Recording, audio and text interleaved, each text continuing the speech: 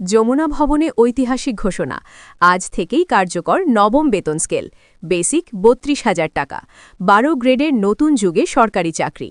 আজ চাকরিজীবীদের সকল খবরের আপডেট সবার আগে পেতে আমাদের ভিডিওতে একটি লাইক দিয়ে চ্যানেলটি সাবস্ক্রাইব করে রাখুন। দৈনিক বাংলাদেশ, ২৪/১১/২০২৫। যমুনা ভবন বাংলাদেশের প্রশাসনিক ইতিহাসে একটি অত্যন্ত গুরুত্বপূর্ণ নাম। এই ভবন থেকেই বহুবার জাতির ভাগ্য নির্ধারণী সিদ্ধান্ত এসেছে। আজ সেই যমুনা ভবন থেকেই এসেছে আরেকটি ঐতিহাসিক ঘোষণা, যা সরাসরি দেশের লক্ষ লক্ষ সরকারি চাকরিজীবীর জীবন ও ভবিষ্যতের সঙ্গে জড়িত। আজ থেকেই কার্যকর হচ্ছে নবম জাতীয় বেতন স্কেল। দীর্ঘ অপেক্ষা, নানা জল্পনা কল্পনা ও অনিশ্চয়তার অবসান ঘটিয়ে অবশেষে সরকার আনুষ্ঠানিকভাবে এই সিদ্ধান্ত বাস্তবায়নের ঘোষণা দিয়েছে। আজকের এই সিদ্ধান্তটি এসেছে যমুনা ভবনে অনুষ্ঠিত এক গুরুত্বপূর্ণ বৈঠক থেকে। প্রধান উপদেষ্টা ড ইউনূসের নেতৃত্বে অনুষ্ঠিত এই বৈঠকে বেতন কাঠামো নিয়ে বিস্তারিত আলোচনা হয়।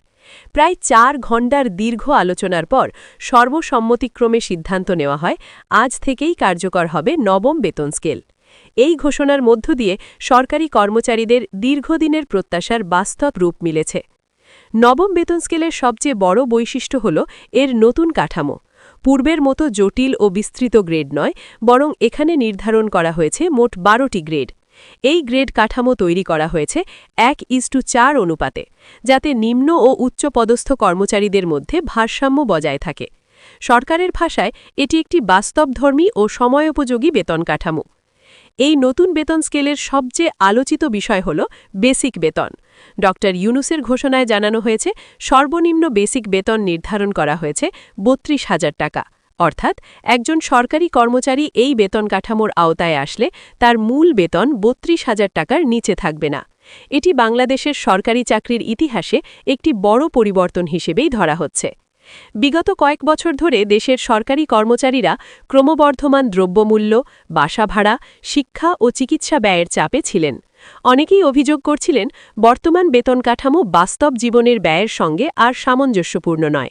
সেই বাস্তবতাকে সামনে রেখেই সরকার নতুন বেতন স্কেল প্রণয়নের উদ্যোগ নেয়। নবম বেতন স্কেল সেই বাস্তবতারই প্রতিফলন বলে মনে করছেন সংশ্লিষ্টরা।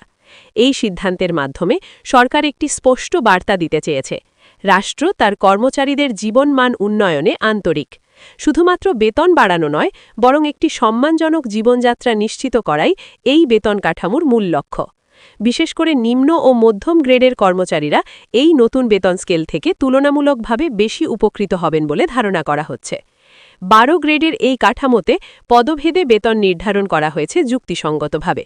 এতে প্রশাসনিক, কারিগরি, দাফতরিক ও সহায়ক শ্রেণীর কর্মচারীদের মধ্যে একটি স্পষ্ট ভারসাম্য তৈরি হবে।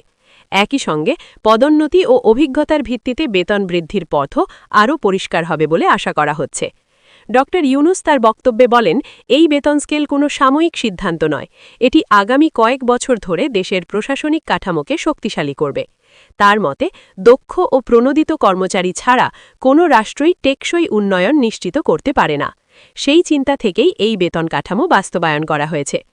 এই ঘোষণার পরপরই সরকারি চাকরিজীবীদের মধ্যে স্বস্তি ও আনন্দের প্রতিক্রিয়া দেখা গেছে। অনেকেই সামাজিক যোগাযোগ মাধ্যমে এই সিদ্ধান্তকে স্বাগত জানিয়েছেন। কেউ কেউ এটিকে ঐতিহাসিক, কেউ সময়ের দাবি পূরণ বলে মন্তব্য করেছেন। বিশেষ করে নতুন প্রজন্মের চাকরিজীবীদের মধ্যে এই সিদ্ধান্ত নতুন করে আশার আলো জ্বালিয়েছে। তবে বিশ্লেষকরা বলছেন, এই বেতন স্কেলের সফলতা নির্ভর করবে বাস্তবায়নের উপর।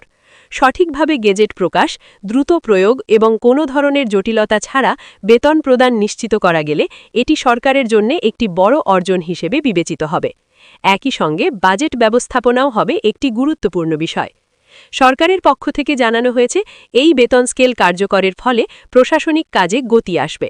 কর্মচারীদের কাজের প্রতি আগ্রহ ও দায়িত্ববোধ আরও বাড়বে। দীর্ঘমেয়াদে এটি সেবা প্রদান ব্যবস্থার মান উন্নয়নে গুরুত্বপূর্ণ ভূমিকা রাখবে বলে আশা করা হচ্ছে। সব মিলিয়ে যমুনা ভবনে নেওয়া আজকের এই সিদ্ধান্ত শুধু একটি বেতন ঘোষণাই নয়, এটি একটি দৃষ্টিভঙ্গির পরিবর্তন।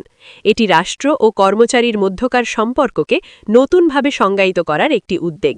নবম বেতন স্কেল সেই নতুন যাত্রারই সূচনা।